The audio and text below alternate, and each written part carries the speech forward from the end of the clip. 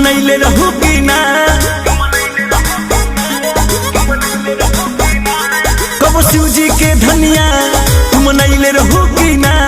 कबो हमारा खातिर पूजा पाठ तू कैले रहू कि ना कैसे कैले कृपा तोह पे भोले दानी कैसे कैले कृपा तोह पे भोले दानी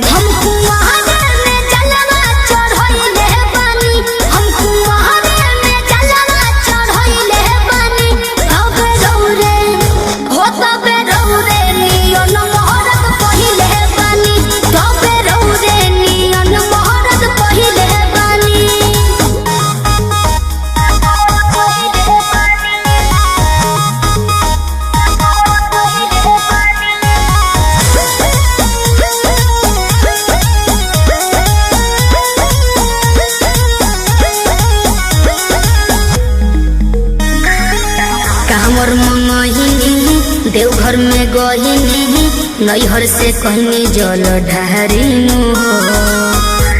सही कहतनी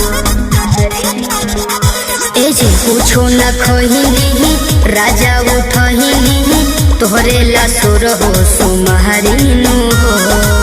काहे के इतना तू ताप कैलू हमरा ला कठिन व्रत कैलू बोला भूखे पिया से बिना अन्न पानी बोला भूखे पिया से बिना अन्न पानी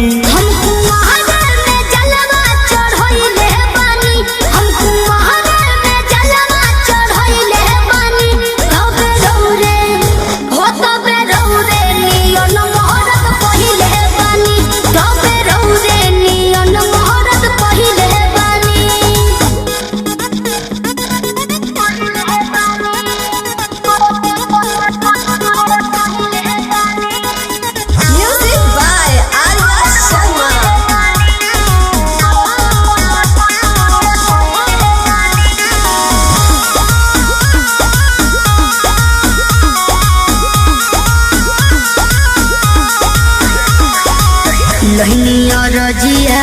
शिव के दुआरिया हर साल सुना संवरिया नो